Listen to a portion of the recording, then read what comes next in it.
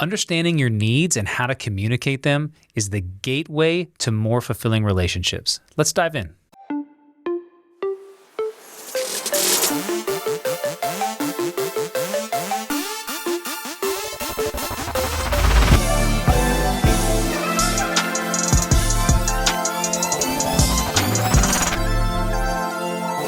What's up, everybody? Welcome back to the Edgy Entrepreneur Podcast. And we are on episode 19. This is episode 19, isn't it? Mm-hmm. Oh, my goodness. Episode 19 of our second season, where this season is all about relationships. And we believe that if you want to be an influential leader in your community, your business, and in your household, you need to master the art of cultivating powerful relationships. So, as always, we're your hosts. I'm Daniel Tribby. I am a healthcare entrepreneur and a consultant for private healthcare practices. So I'm Coach Oriana, and I'm a life and personal performance coach and a certified relationship coach. Let's go to town. I'm going to let you kick this one off This is a well-written, bullet-pointed page that you put together for us to do this today. This is understanding needs in relationships, specifically your needs, right? And so when you understand your needs in relationships, then you can learn to communicate your needs in relationships and increase the odds of getting your needs met in your relationships. Most people are not getting their needs met in relationships. And it's for two reasons, right? The first reason being they don't know what their needs are. The second reason being they don't know how to communicate them. And so we're going to focus this episode on understanding what your needs are more than communicating them, right? We just we'll mention a little bit about communication and needs in relationships, but we're going to really get deep down into the nitty-gritty about what your needs are, because you might not have heard it presented in this way, even though this has been around for a while, right? Mm-hmm. It's important for you to understand what your needs are so that you can communicate them. And then over time, you can learn how to communicate them better and better in different relationship contexts, whether it be personal or professional. Needs and wants can be very different things, right? And if we're not approaching our needs in a very constructive manner, they can come from a place of scarcity at times, right? Where, I need money, right? And so, oh my God, so I'm pressured to go, work longer hours or have more anxiety around that type of thing. And that's not a healthy way to have a need, right? And you're not going to get that need satisfied until you understand what it means to want something enough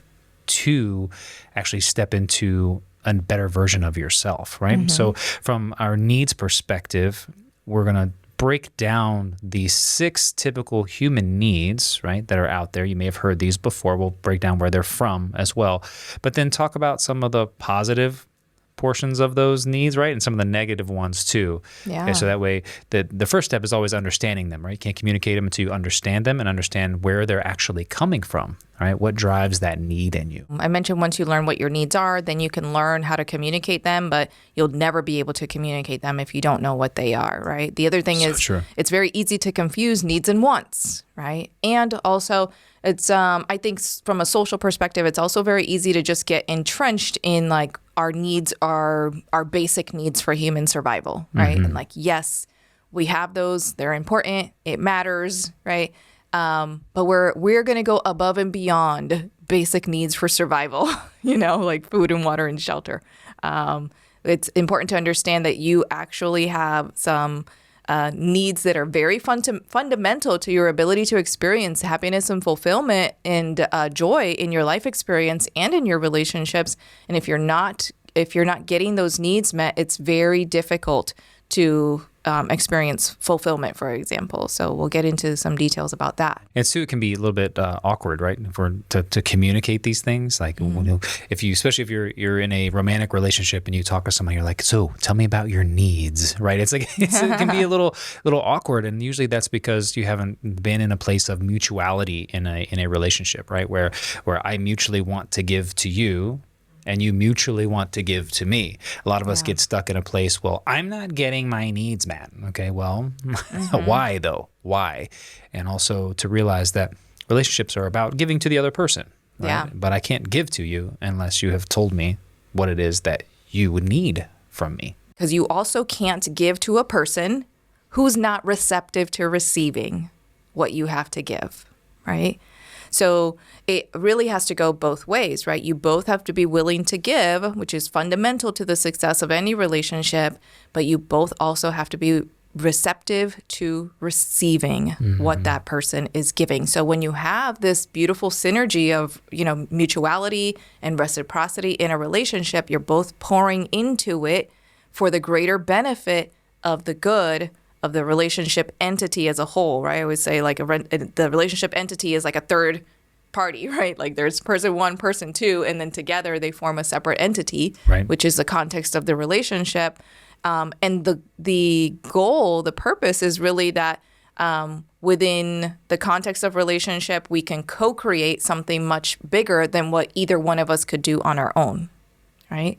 And so really understanding that one of the primary reasons of relationships is to get your needs met, right? And so you have two people that are showing up with needs, also wants and desires, right? And seeking to get their needs met through the context and in the context of relationship, right? So this isn't, we're talking about needs. If you haven't already kind of fallen into this framework in your mind where we're like, well, they must be talking about more than just basic human survival needs because I can meet my own basic human survival needs on my own. Like, yeah, of course you can if you've made it this far that you're listening to this episode, right? But what we're talking about goes above and beyond that, right? We're talking about needs that you can sometimes only fulfill in the context of a relationship. I'm glad you mentioned reciprocity, right? Because I think we're taught this from a young age of it's better to give than to receive, right? So we become people who want to give, and then when somebody to anyone and everyone, right? And then somebody gives us something, we're like, oh my God, you didn't have to, like, oh, you shouldn't have, and you have this presentation, and it really. You have to consider how good it feels to give a gift, right? So if you have something that you want or need, and I have the ability to give it to you, it makes me feel good to be able to give that gift to you, right? So if you're a bad receiver, you're robbing the giver of that opportunity to feel great about what they're providing for you.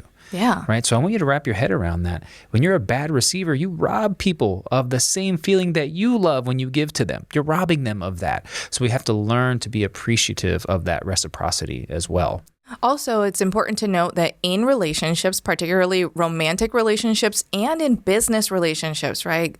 Colleagues, business partners, teammates in an organization, the strengths that you bring to the table often are complementary, right? They're not the same, right? What a man and a woman bring into a relationship, their strengths are not the same, right? Definitely not. So the point is for each of you to bring your strengths into the relationship, give into the relationship using your strengths, right? And to be able to receive the thing that that person can give to you, but that you can't create on your own, right?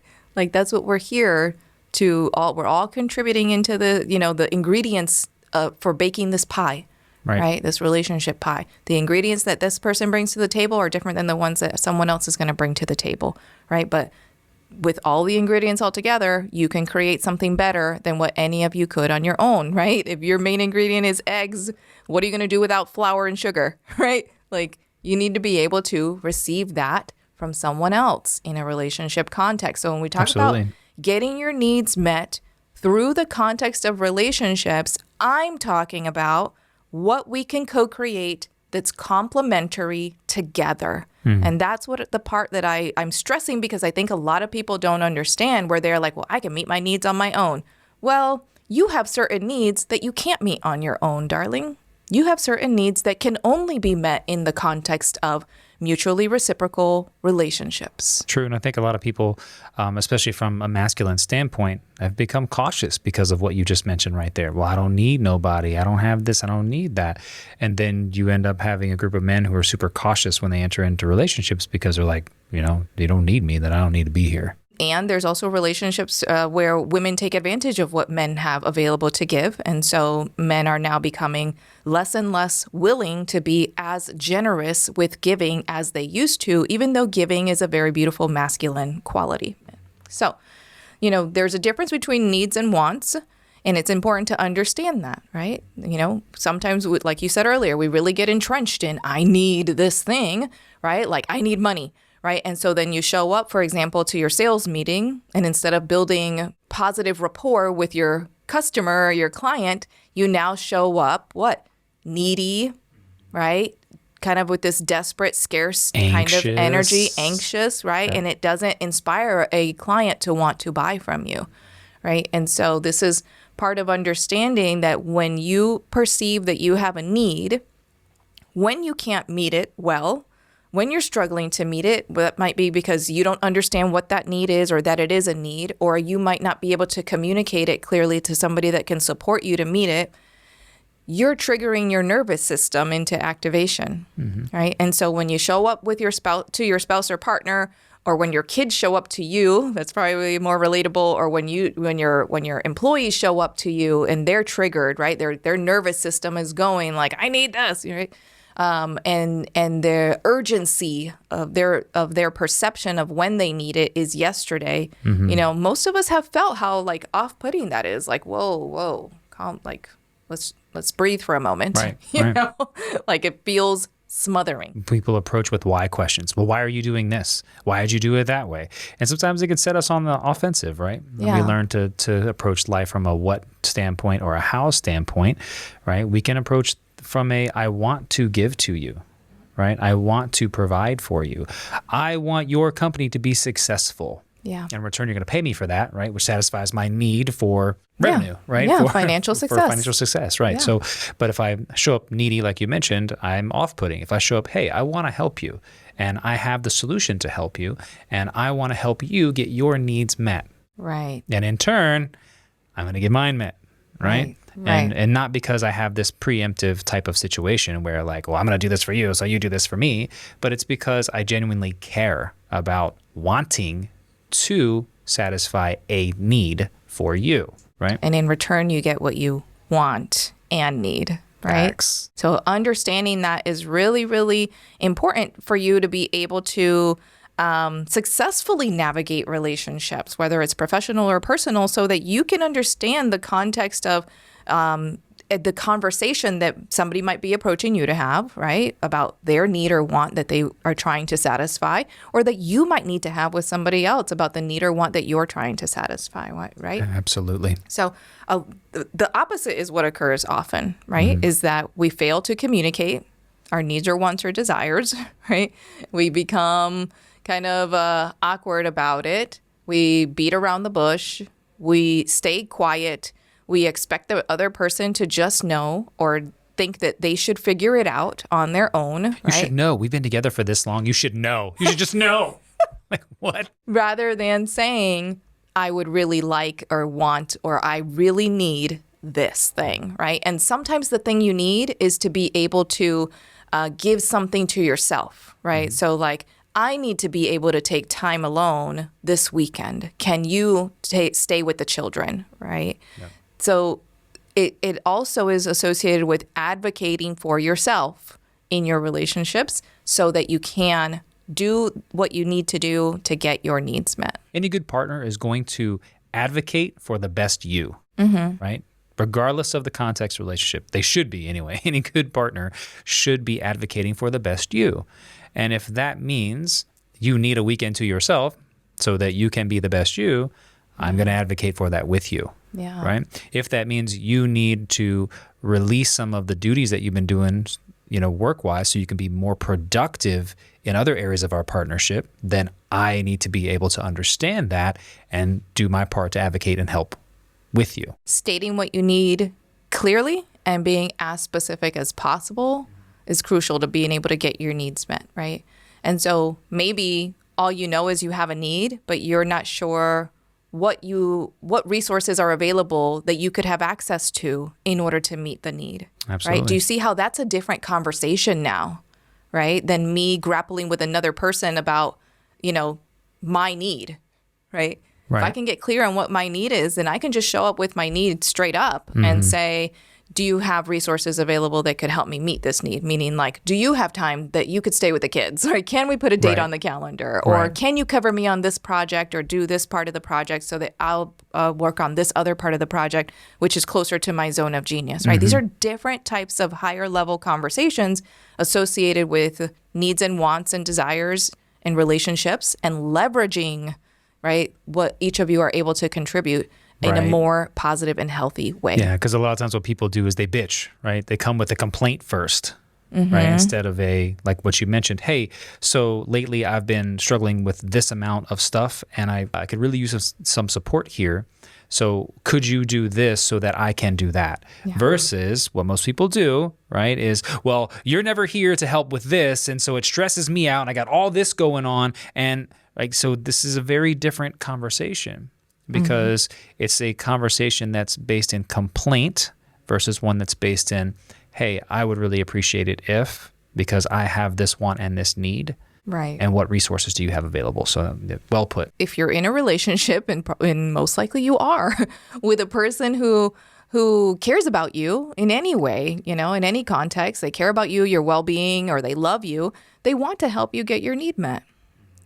Chances are pretty high that they want to help you get your need met. And so just having the conversation can go a long way. So let's get back to like the bulk of like what we want to talk about, which is supporting you to be able to identify what your needs actually are, beyond this basic level, so that then you can be more successful at having these conversations. But again, this is fundamental to be able to communicate what your needs are and get your needs met. Is you have to be able to first identify what the need is. We want to like really actually dig in deeper. And Tony Robbins has done a great job at really creating more depth to what was originally started as Maslow's hierarchy of needs. And so he has designed the 6 basic human needs, right? So now there's more than 5, right? There's 6. So let's go ahead and talk a little bit about that. These 6 needs, right? And they're not just basic survival needs, right? So there's 4 that we consider to be survival-based needs, correct? And then there's 2 that are necessary for having a fulfilled life. Okay, so 2 very different things, 2 very different categories. Okay, so we have needs, right? I need food, I need shelter, I need water, I need connection. Like these are human basic needs of survival. Okay, Yeah, needs of the personality, Right. they call them. and then you have this other 2, right? That kind of sit out here that are fulfilling types of needs. So these are a lot of times what's missing from people's lives, right? Well, I have everything, but I have nothing, right? Yeah. So you end up having all the material stuff that you need for quote unquote survival and pleasure, right? But not enough of the things that make you feel fulfilled or make you have a life of meaning. These are called needs of the spirit. Right. So there's 4 and then 2. So we'll get into some depth on all of them because we want you to be able to understand what they are. And you'll see some overlap with the original hierarchy of needs that we talked about just a few moments ago. But really start to listen to, as we describe these, how is it that you might be getting your needs met in each of these different areas, or maybe you're not, right? And if you're, for a lot of people, they just describe, oh, I'm not happy. I'm unhappy, right? What they're really trying to say is, I'm not getting my needs met, right? And they're struggling to be able to recognize that their unhappiness, meaning lack of fulfillment, is connected directly to not getting their needs met. They're not getting their needs met. Why? Because they don't know how to communicate their needs. They don't know how to advocate for themselves so that they can get their needs met, right? So this is all connected. Right. In very important ways that are going to really, at the end of the day, lead to your level of satisfaction with life as a whole. First one, love and connection. Okay, so we all desire to connect with people. Okay, if you've ever heard us talk before, we talk a lot about the difference between being alone, right, and loneliness and solitude, right? There's a difference between those two. So, for the instance of this particular connection, right, and love, we're talking about this idea that we're put here to not be alone, right? We're put here to have influence in communities. We're put here to have friends, to have romantic relationships, to have great business partnerships, right? This love and connection is like a desire of the heart, right? Like it gives you the ability to connect with somebody, like you mentioned very well earlier, that brings something to the table, right? That matches or completes your something you bring to the table, right? Loving connection is key to emotional health and well-being long term. If you look at research associated with love and connection, you can see that infants, babies actually die without the experience of love and connection. Toddlers and small children develop severe psychological effects from not experiencing love and connection with their caregivers. And a healthy relationship is the biggest determining factor to life expectancy in men, right? So if you weren't already clear that we are designed as humans for the experience of love and connection and how critical it is to our survival, there it is, right? Like research proves it.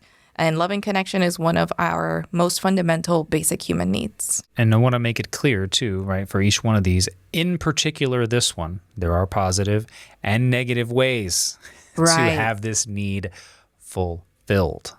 Okay. So every one of these, positive and negative ways, all right? So what are some positive ways that we fulfill the love and connection human need? Creating devoted relationships with other people, regardless of whether or not they end in marriage.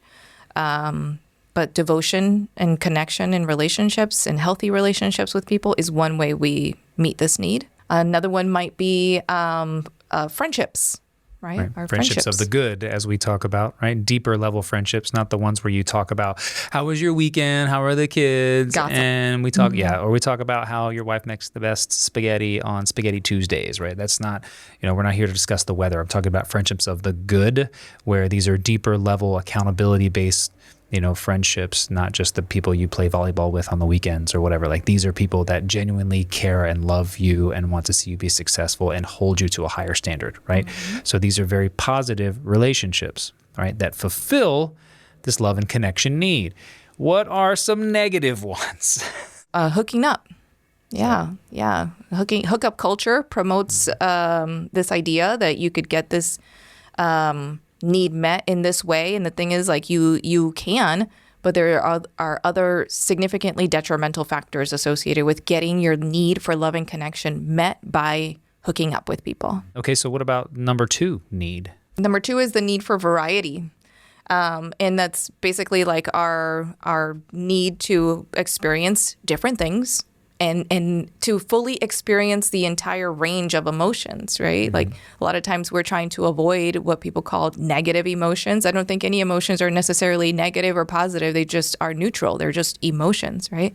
And if we avoid feeling what we perceive to be negative emotions like sadness, loneliness, anger, things like that, you're going to put the other ones that you actually do desire on mute also, right? And so it's very hard to experience extreme joy if you are avoiding extreme sadness, right? And so variety is the experience of doing different things so that you can feel different things, different emotions at different points in time, and kind of like the up and down that goes with that. It's funny that you mentioned that I want to feel good and ignore the bad emotions, right? We live in a culture right now where people are like, well, you have the right to feel happy all the time, right? You should be feeling joy, right? You should dismiss anything that you don't want to deal with that makes you feel bad.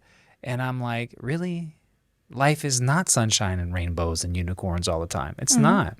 And if you're constantly putting problems aside because you only want to feel the happy, eventually the problems are going to surmount so much that you are no longer going to be able to experience happy. Life is about how you deal with situations that are positive and negative. Variety is also about experiencing a broader range in our psychological and mental and physical capacity, right? So I mentioned doing different things, but also like exposing yourself to different types of intellectual content that you can learn from and really stretch you and challenge you, right? So like reading a lot of different books is going to give you variety. You know, you're going to learn maybe about the same thing from a lot of different people, right?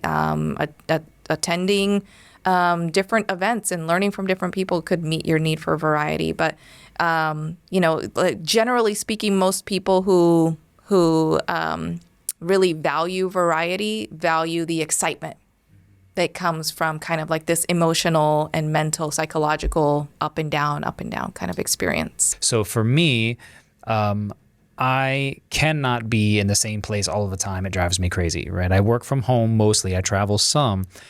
But in the evenings and on the weekends, I can't stand to just be at the house. I need some variety in what I do, right? So I satisfy my need of variety by going and doing things. Usually take my child. Sometimes I go by myself, but I love to scuba dive. I love to play beach volleyball, right? I have a variety of extracurriculars that I enjoy doing, right? That take me away from the normal everyday stuff. Yeah. Okay? And a lot of people, I think, get caught in this, you know, work, dinner, bed, work, dinner, bed, live for the weekend. Oh, I'm too tired. Let's rest on Sunday, right? And so you get into this routine, right? I'm not saying habits are bad. You know, when you're building a schedule around them as a high performer, what I am saying is that if you don't introduce some variety and some excitement into your life, you're going to have problems, right? So for me, I get my variety in by doing extracurriculars, active things, being outdoors, going to the beach, doing things that I enjoy doing. That's how I satisfy my need for variety. On a regular, consistent basis, not just on the weekends, not just once a month when you put it on your calendar. Exactly. Yeah. And so if I was going to develop love and connection with somebody, right, who didn't have that same desire to go and do, right? Yeah, there'd be a disconnect. There would be a disconnect. But there would also have to be a communication that was based around, hey, look, I understand that you want to be home. Maybe you have to go to an office every day. So when you come home, you want to be at home. I, on the other hand, would love the opportunity to get out of the house, even if you don't want to come. And I don't want it to be perceived as, I don't want to spend time with you. Now, if you have somebody who also has the same variety needs that you have, that's a happy day. You know, right? You can go hiking, you can play ball together, you can go swimming together, you can do whatever it is you want to do together. Okay. But it's not necessarily a positive or negative thing if one person doesn't have the same variety connection that you have, right? You can still learn to appreciate the needs of that person, right? And the way that they want variety in their life. So what about some bad variety situations, right? So there's things like if you have too much variety in your resume, all right? If I've done different jobs every 6 months for the last 6 years because I'm bored, that's probably not a great variety type of aspect or need or want in your life, right? I think one of the main ways that people seek variety and to meet this need, at least, that it is an unhealthy way of doing that is they create drama and conflict in their relationships, right? So now I'm just looking for that reason to be mad.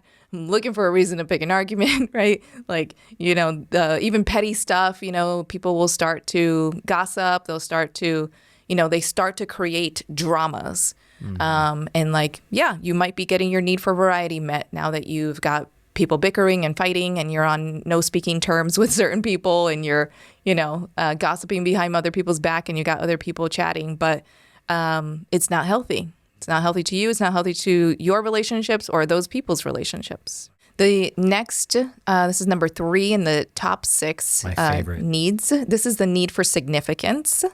This is an important need, right? Everybody wants to feel like they are important to someone, somewhere in life, right? But yeah, the need to feel special, to feel significant, to feel important to a group of people or to a person, such as in your relationship with your primary partner, right? If I'm not important, if I don't matter to you, what am I doing here? You know, if my contributions don't matter to you, right, and aren't important. And so it doesn't mean that you're a prideful person. It doesn't mean that you're needy or selfish or a narcissist, but some semblance of feeling I matter, right? Some recognition.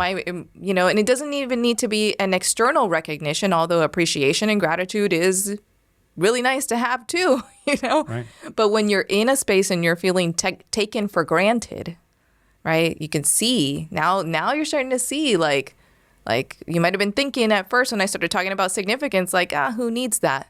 Okay. Think about the last time that you felt taken for granted in a relationship or in a space, right? Now you're starting to see the far edges of the extremes of, significance and feeling insignificant, right? Feeling like you don't matter, feeling like people are indifferent towards you, right? A lot of people say the opposite of hate or opposite of love is not hate. The opposite of love is indifference, Right. right? Like people don't even see you or acknowledge you.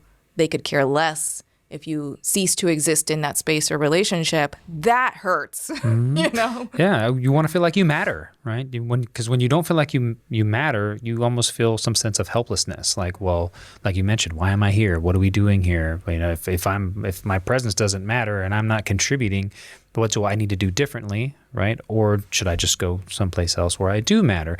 Now, another side of significance, if you value significance in a positive way, is, am I making significant changes in a particular industry, right? If I have a desire to make a significant change, if I want to disrupt the way private healthcare systems work, which I do, right? I want to have a significant impact on a community or on a certain type of culture or a certain type of industry. This is a very positive thing because the significance is not about me as an individual.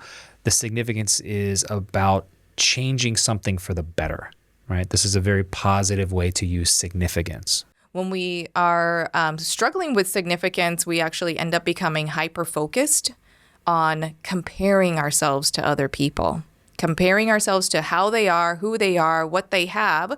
And that actually causes, because you're constantly comparing yourself to everybody you meet and other people and, my relationship compared to them, then it causes disconnect, right? You start to have trouble connecting with people in meaningful ways in relationships when you're constantly comparing yourself with them, which is also competing with them. Right. I would say competition.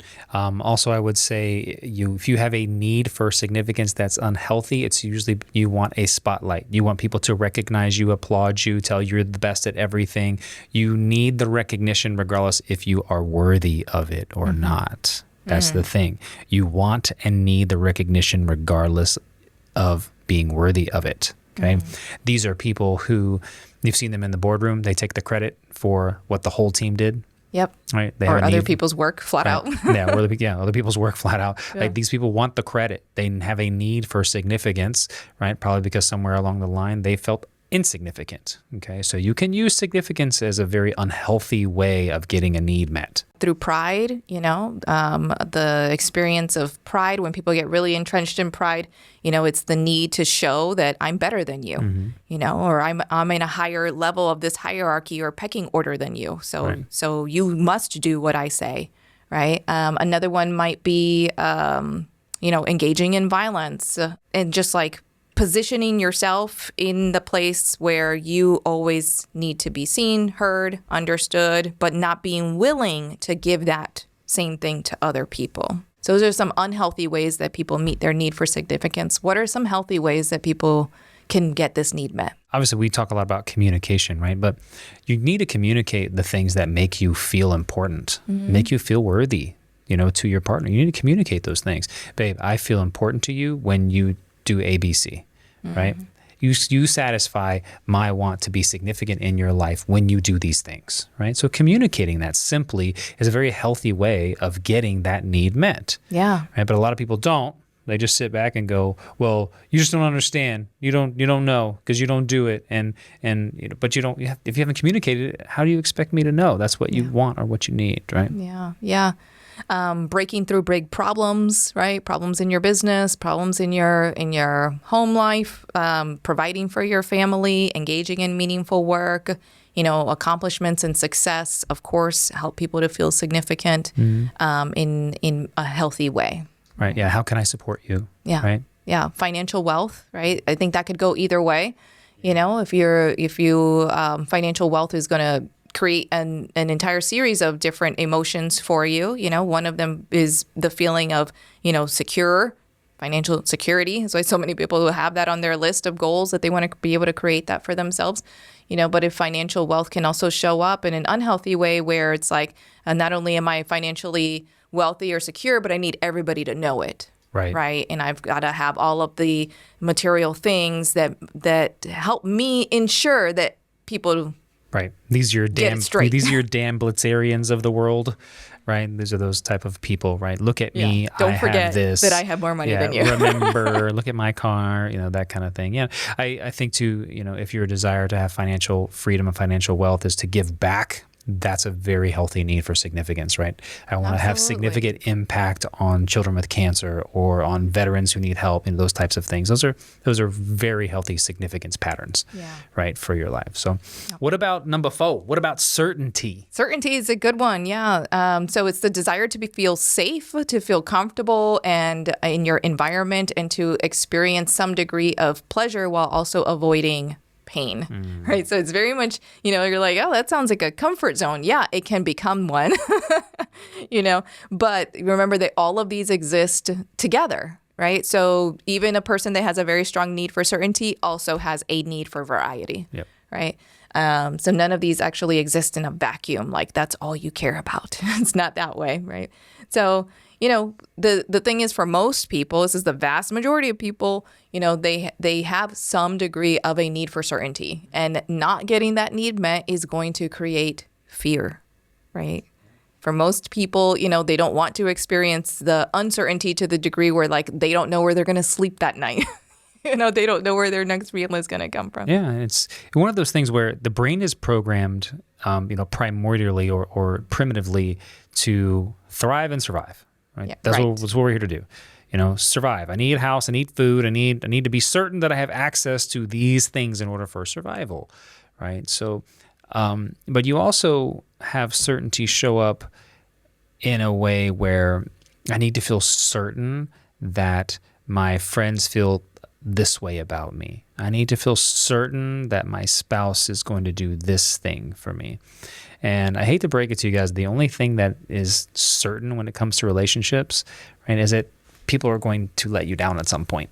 Like, they're going to make their own choices, right? Yeah. And so the need for certainty all the time can show up in some unhealthy ways, right? If we have the inability to recognize that people are human beings, okay, and they make mistakes, right? People will let us down, right? At various different levels, right? Yeah.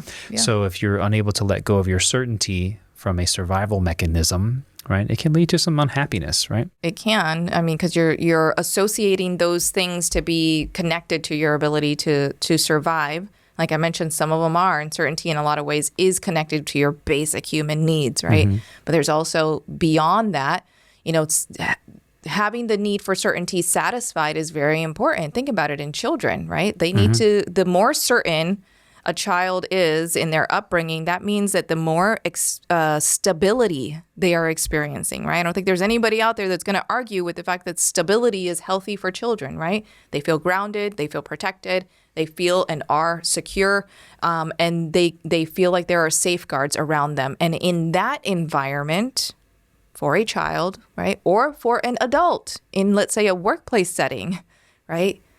In a workplace setting, when you have certainty that this is a safe environment, people aren't going to steal my ideas and take credit for them. People aren't going to stab me in the back. People aren't going to spread rumors about me, right?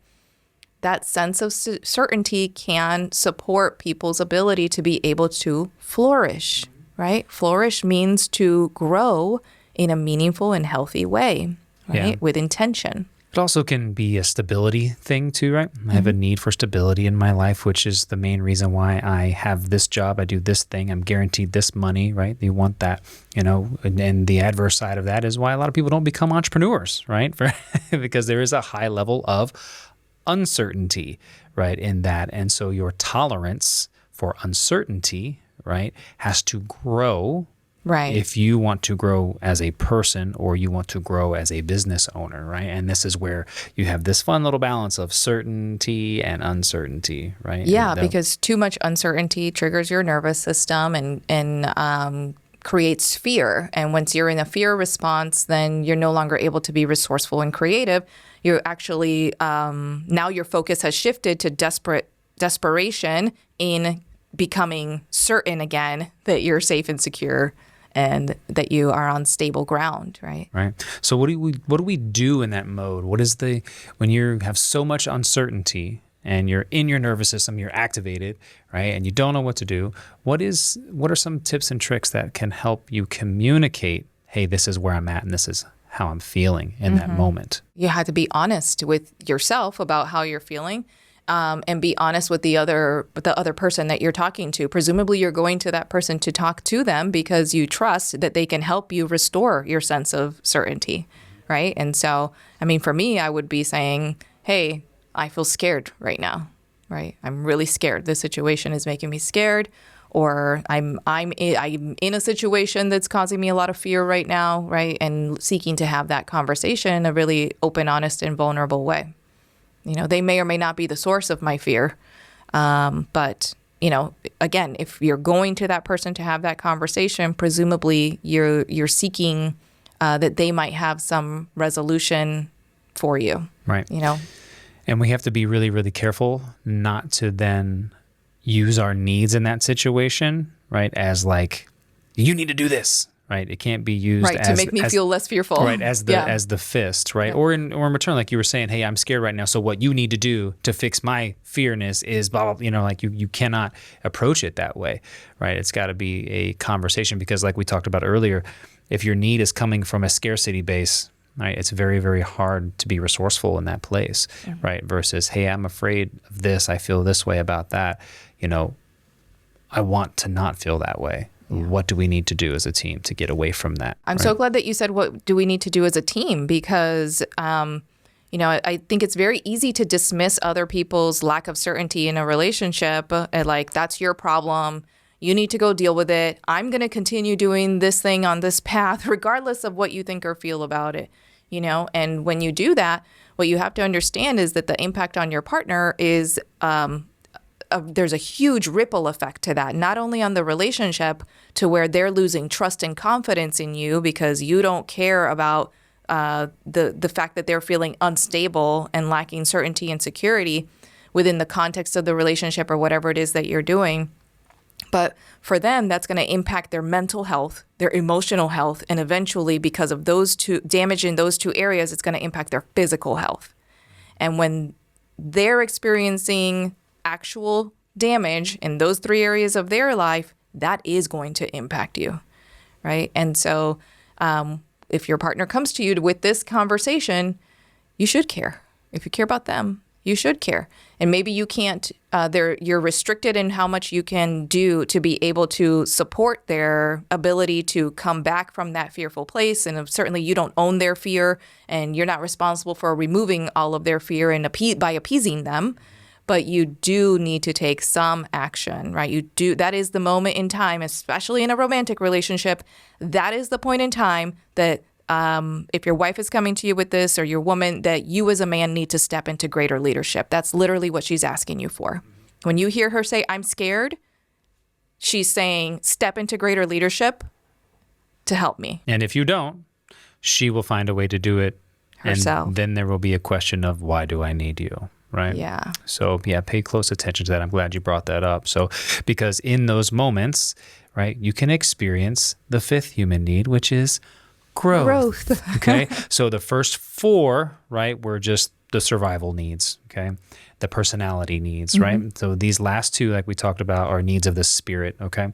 These are the fulfillment types of needs. So growth is one of those, right? I don't know how many of you feel as entrepreneurs or aspiring ones that you can stay in the same place and get the things that you desire in your life, right? You can't, right? It's not just growth as in I went from a toddler to a teen to an adult to a geriatric, right? Like that's not the growth I'm talking about, but the growth is a mental growth, right? Or a spiritual growth. It's something internal, right? Yeah. It's not necessarily something I can touch, but it's something that I feel internally, and it's a desire that I have to know more, learn more, right? And grow as an individual, close the gap from who I am now to who I desire to be. It's spiritual, intellectual, physical, and emotional.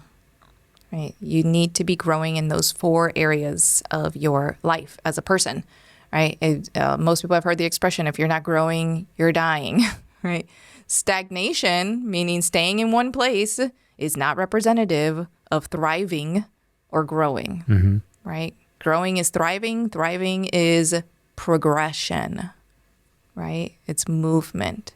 And guess which one of the 4 first ones we talked about that you will resort to when you're not in this growth pattern, when you're not in a growth mindset?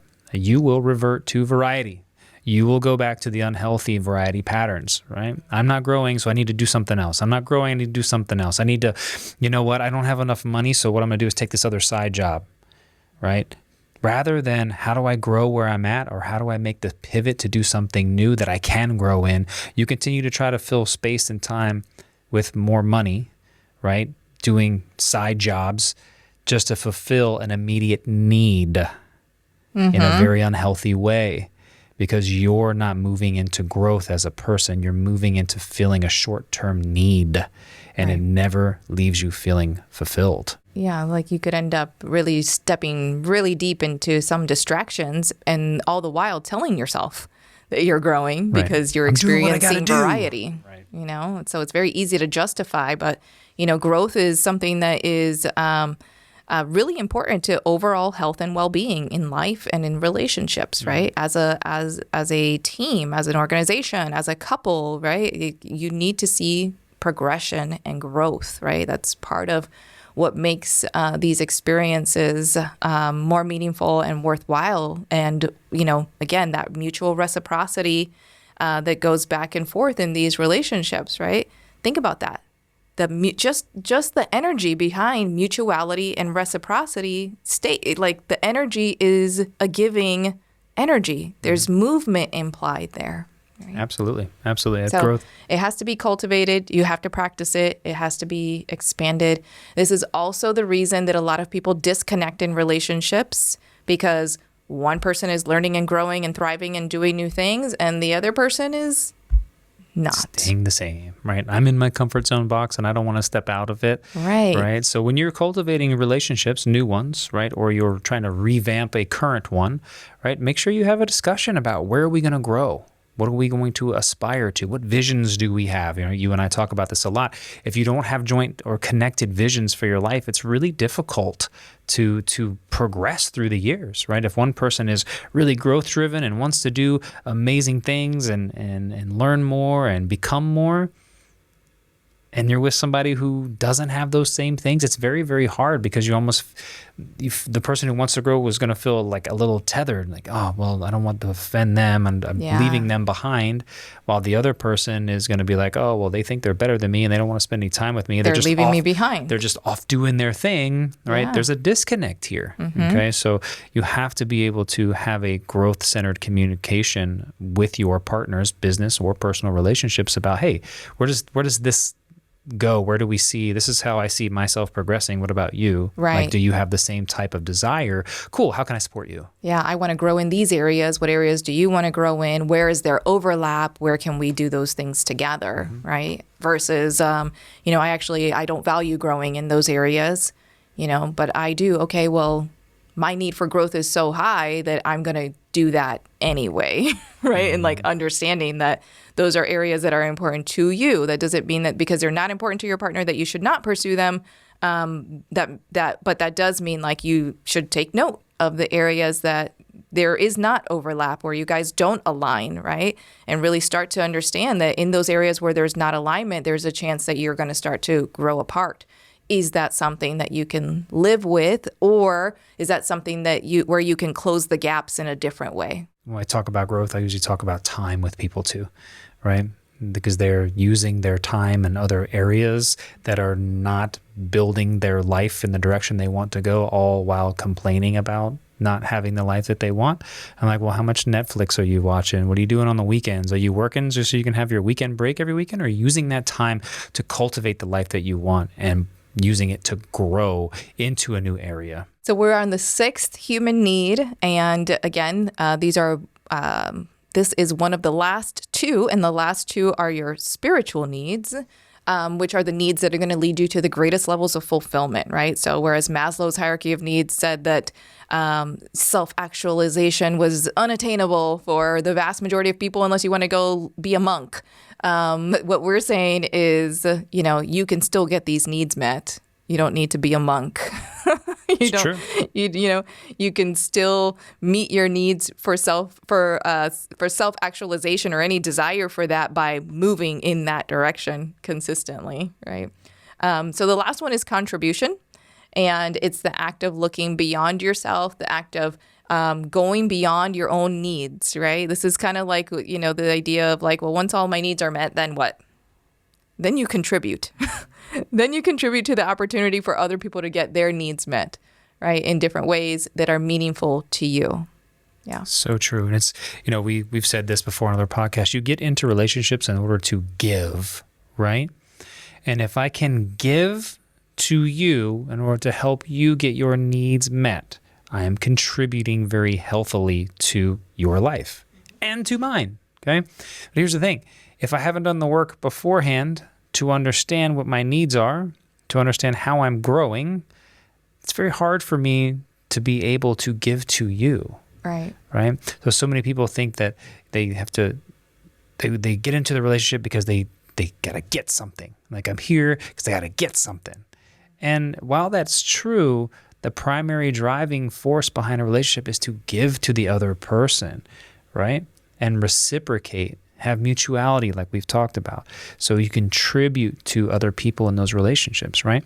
Another great way that I love contribution, especially for people who have the financial freedom to do so, is contributing to growth of society. Yeah, right? Financial causes. Right. Yeah. You contribute to the Veterans Hospital, contribute to childhood issues. How are you contributing to communities, businesses, and other areas of the world that could use money or time? Yeah. Use your talents, skills, interests, abilities, financial and otherwise, to make decisions about what contributions you want to make, how much and to whom. And the part of what's inherent in this need is the aspect of giving with no expectation of what it's going to come in return. Right. Like, you're giving for the sake of giving because it feels good to give. To me, this is definitely the top of the list one. And a lot of people will say, well, I don't have the money to be able to contribute or give like that. You got time, right? You got time. And you care about a cause. Yeah. Right. You show up, right? Soup kitchens, right? Donate clothes. One of the churches I used to go to used to make little like kits for the homeless. They'd put like a toothbrush in there and like some other little things in little Ziploc bags, and they'd go to Midtown Atlanta, downtown Atlanta, and they would hand these just like little toiletry bags out to homeless people. That's nice. Right? So you're contributing in a way that is fulfilling because you're helping someone else. Like, I can't make that more clear, right? I want to be able to contribute to the growth of an individual, a community, a business, an industry, whatever. Yeah. Contribution is actually also known as the king of the 6 human needs. And it's said to be the key to experiencing fulfillment in life, because if you focus on contributions, you, by default, in the actions that you're taking to be a person who gives, who contributes, you're actually meeting all of your other needs. Right? You're going to meet people that you're going to engage in meaningful relationships with. You're going to have love and connection. Right? You're going to meet your need for significance because you're giving to people, and you have appreciation and gratitude being returned to you, right? You're going to meet your need for variety in that you have the opportunity to drop out of your typical routine, right? To be in acts, to spaces, places, doing things that support your ability to contribute, right? You have certainty in your ability to make certain contributions, right? I know that I can set aside this amount of money for this purpose. That makes you feel good. That gives you certainty, right? And then also it meets your needs for growth, right? You're in the experience of giving. So much opens up to you, even on a spiritual level. That's why this is one of the spiritual needs, right? You're giving to people, so you're experiencing growth as a result of that, right? The experience of feeling that inner knowing, right? That you're doing something good, you're doing something that's helping people. you're in a giving capacity, and that supports your ability to meet your spiritual needs and grow. I'm so glad you put all that together as the key too, because it can also be the thing that's blocking you from having satisfaction in all those areas too. Right? That's so true. It can be the thing. If you're not contributing somewhere, it can be the thing that's blocking you from having real love connection, from experiencing growth, from having variety and certainty and significance, right? It can block you, right? And I'll show you how this happens. How many people do you pass on the street in your car that have a sign up that say, hey, anything helps, right? How many of those people do you pretend don't exist? How many pretend you drive up and you see them, but you don't see them, right? Versus reaching into your console and grabbing out the $2 that you use for the valet parking and giving it to them, right? Or you have, $20 in your pocket, but, it's my last $20. And so you approach it from a scarcity standpoint versus giving that away and contributing to the health and well-being potential of somebody else. All of it is rooted in scarcity, right? Hanging on to relationships past their expiration date. I might not find another man like that, or a woman. I might not have any friends if it's not for this friend that just happens to treat me like crap. Hanging on to a job or a career that, you're not being appreciated with, you're being underpaid, you're being that you don't like, mistreated, you're not enjoying it, hanging on to that last $20 bill, right? Thinking like, money is scarce. I might not have money again. I don't know when I'm going to have it. So you hang on to it. It's really that clinging energy around anything that creates this, that's associated with having a scarcity mindset, right? And anytime that you're making decisions, taking actions, or operating in relationships from a place of scarcity, you're not in contribution. You're not going to experience fulfillment in those relationships, and you're definitely blocking yourself from receiving, right? You're blocking yourself from abundance, right? Because you are, like you said, living in scarcity, okay? And if you continue to do that, you're going to continue to wake up every morning and feel something is missing. Yeah. Right? Yeah, absolutely. If you enjoyed this episode, please share it with somebody that can benefit from it and benefit from learning specifically about needs in relationships, right? If you have a friend or a family member who might be struggling in a relationship, this might be some of the content that could create a big breakthrough for them. So please share it. And we also ask that you please rate and review our podcast, because every rating and positive review does help to spread the message and helps our podcast to grow. If you're interested in joining our community, you can send the word EDGY by text, EDGY, to 33777. You will receive a link so that you can join our community on Facebook. It's called the Edgy Entrepreneur Community. And we'd love to have you. We go live every other week. We share our blogs, and we have first access for you for exclusive content. Thanks so much for joining us today. Go dive more into your 6 human needs and find out the ones that maybe need a little more attention, maybe the ones you need to verify and share with somebody, and then start contributing to your life, everyone else's life, communities, industries, and watch how things open up for you into a world of abundance. Cheers, everyone. Talk to you guys soon.